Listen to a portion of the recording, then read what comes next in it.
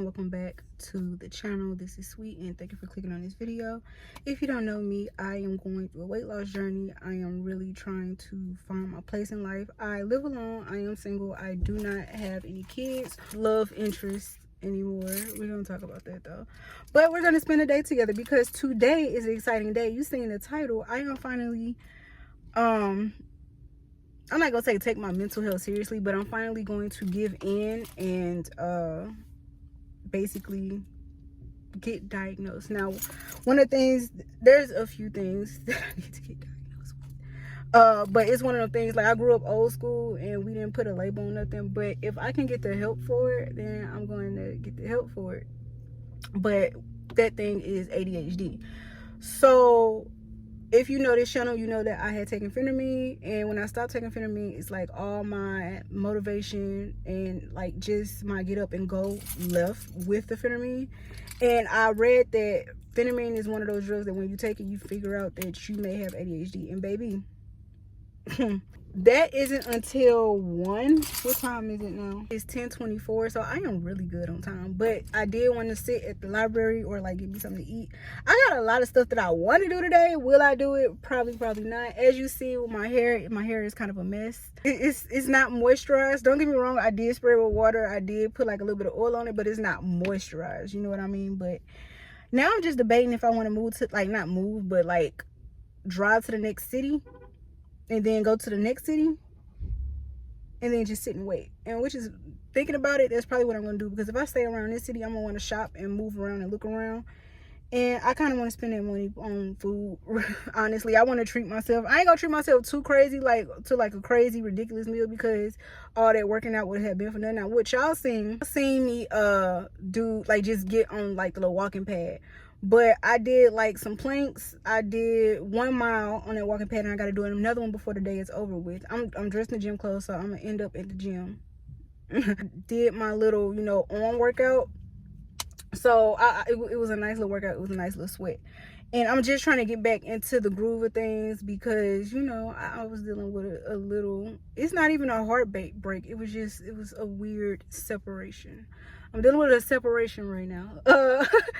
But yeah, so we're going to go ahead and go to this next city. I had to go pick up some mail so that I can fill it out for my ADHD appointment, and basically just go over my notes on what I want to talk about.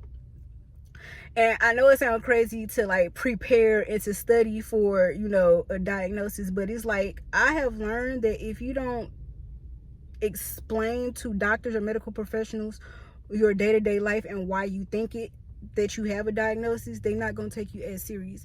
I don't like, even if a medical professional tell you like, well, you're just acting, no, I'm remembering the stuff that made me want to call you. Like, I'm writing it down, I'm jotting it down so I don't miss nothing, I don't miss a beat. So I need to look over my notes. I need to what else, fill out this paperwork and basically study this math, because I'm still trying to learn quadratic equations, and it's not fun at all. But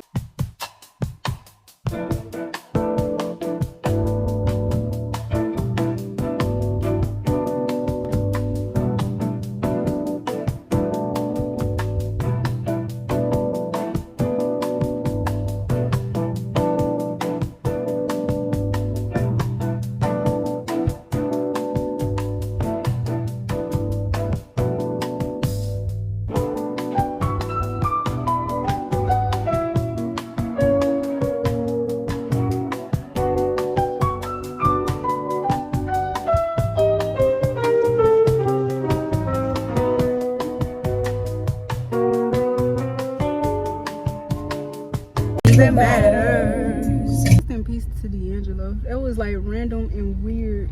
Like, I don't know. I feel sorry for him and Angie Stone Baby to, like, that's like within what, 7 months apart.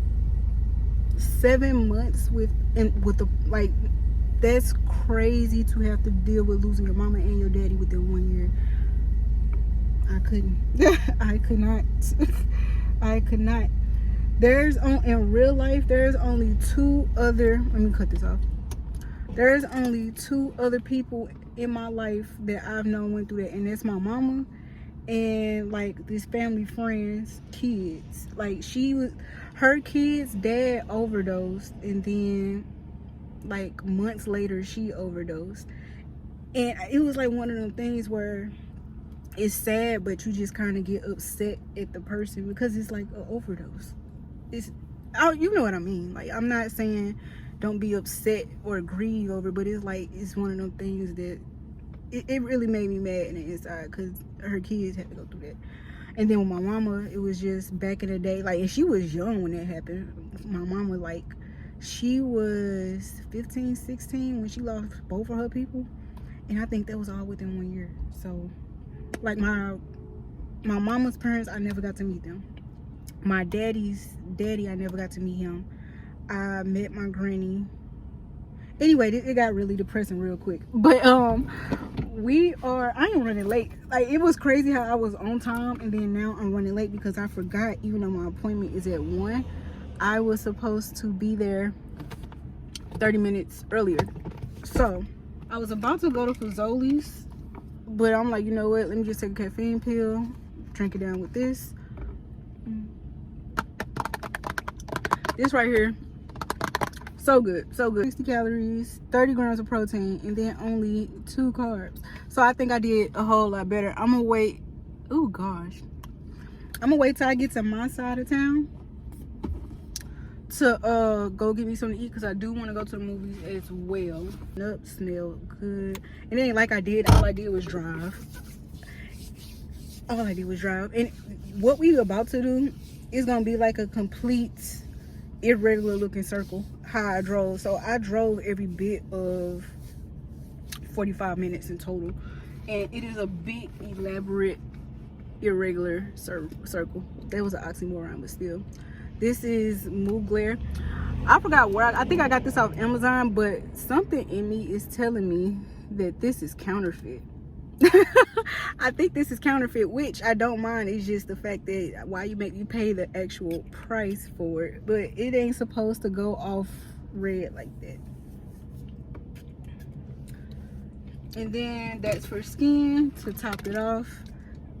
This is my favorite scent. I just started back spraying my Bath and Body Works stuff because I like to wear mirrors instead, but I'm like, you know what, let me save my good stuff and just use the Bath and Body Works. Did get my mail. Funny thing is, I got kicked off the Section 8 housing voucher waiting list. I got on that waiting list in Section 8 voucher 5 years ago. And the reason I got kicked off is because I didn't update them and say, hey, I still want to be on the list. Because at this point, it's like, God done came through already. Like, and then even then, it was even a situation where during COVID season, they were paying people rent. And when I tell you for a year straight, like, I didn't have to pay rent. I should have took way better advantage of it. I should have clocked in around this time because I wasn't working.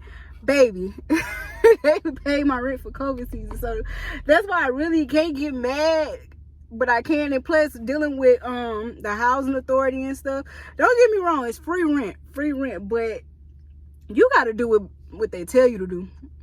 And I don't like that. You got to do what they tell you to do. You got to jump how high they want you to jump, and it's just so many loops and stuff to the point where it's like, it's not even worth it. It's very invasive. I don't care what nobody say. Once you get with the government programs, your information is out there in the open. So that's another reason why I'm like, you know what, I'm not even gonna stress it. But going on this whole like Section 8 thing and a housing voucher, like the 2-year limit, I might lose a lot of y'all when I say this. But politics aside, and just speaking of a socioeconomic standpoint, I am for the 2-year limit, with the exception of elderly and disabled peoples. Other than that, your 2 years is up. And I say that because how I was on Section 8, I wanted my turn. Like, come on, let everybody else get they rocks off too. Like, I want my turn. Like, come on now. You hogging up. There's people who spend their whole life at the same project housing. That's not what it's meant to be. This is not for you to have a legacy of, you're not supposed to build your legacy at the projects. And even with, okay, I'm going to tell you another kick. And I hate to get off this tangent, but it's not from a political point of view. It's more from an economic, socioeconomic point of view. And I know so much about this because I wanted to do it. So don't think I'm talking down on people on Section 8. There is a thing with the Section 8 program where you can do, oh my God, I forgot the name of it. It's like where you get on the program, you set a goal, and you be like, okay, I want to make this much, and I'm going to get off of food stamps. This is where it gets a lot of people. They say, I'm going to get off of food stamps. I'm going to make this amount of money. You still on Section 8, and this is the goal that I have. They will they would help you with the home buying process. Well, not help you, but they will get you in the house, pay the rent, or the mortgage. They will pay the mortgage for the house. And let's not even talk about the fact that some of these homeowner program things with Section 8, they work with NACA.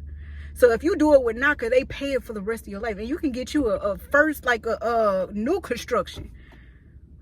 But people don't want to do that because hearing that they're going to take away your food stamps is scary. I already know, baby. I grew up on it. But it's like, you can't live off of that your whole life. You can't. You cannot let somebody else get their rocks off too. But there's programs like that to where a lot of y'all don't even have to be renting. A lot of y'all don't even have to be in that neighborhood where it's like you don't even know if y'all gonna make it through the night. You could be in a neighborhood with a good school district for your babies. Sometimes cheap rent is cool, but once you got kids, you got to think over that. You know what I mean? You got to, come on now. But don't get me wrong, Section 8 helps a lot of people, but you're not supposed to be on it for the rest of your life. And I know that's contradicting what I said with the whole like home buying thing, but it's like, that's a whole separate program, and not every Section 8 do it. That's a whole separate program. With the whole like 2-year thing, you got to let somebody else get their turn too. And I wanted my turn, obviously. Obviously, I wanted my turn. I'm already late. Come on, let's go. I did get kicked off the Section 8 waiting list after waiting 5 years. 5 years. Oh, gee, really? I got kicked off? Wow. But yeah, God came through, provided already. So it's like, thank you, but no thanks. Same thing when I was homeless, the first time, and I really needed counseling, and they was like, we're gonna call you back. I couldn't get in the shelter, and they never called me back on counseling. What's that song say? If you need a hero, look in the mirror, because ain't nobody finna save you. Sometimes, like, if I would have been waiting on shelter, if I would have been waiting on counseling, I would have just suffered. I said, no, you know what, Amazon. And look, on other people's prayers. I was riding on other people's prayers on that one. Like, because at the time, I knew, like, I had a relationship with God, but it was like, it wasn't that deep. I was coasting on other people's prayers, and I was still protected. So, at that, look. But God is good all the time, and all the time God is good. Everything works out for a reason, and I don't need that. I don't need that no more. God is good. But you just got to pick yourself up by the bootstraps, and I ain't gonna say get it how you live, but basically you got to work. You got to go to work. And even if you got babies, I know I was saying this as a single woman. If you got babies, I get it. But that whole program with the homeowner thing, if you can get your babies in a good school district with that, especially if you pair with NACA. Now, that's an invasive process too. I ain't gonna front. But you already dealing with housing authority. But if you can get your babies in a better school district, do that. Even with like the neighborhood, and I really did not want to be in project housing because of the type of neighborhoods that it be in. sometimes it's not, the rent ain't worth it. Sometimes the cheap rent ain't worth the neighborhood. I'm telling you.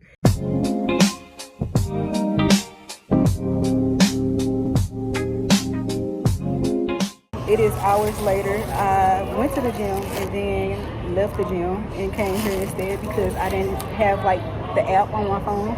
But I'm eating right now. I'm gonna show you how. So I got the nachos. I think it got like pulled chicken and stuff on here, and then I got the, what you call it, like it's a dessert, like a pumpkin compost and stuff like that. This time they put the sprinkles on there and I love it, love it, love it, love it. But yeah, I'm gonna turn off into this.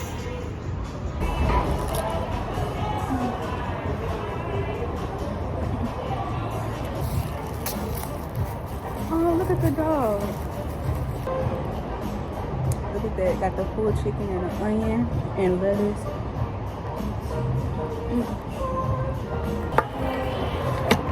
I done let the compost kind of melt down a little bit.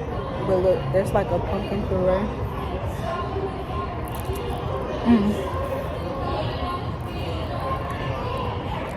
That's pretty good. They had s'mores, but I like this better. I like the area too. I think I'm gonna get a red border go with these.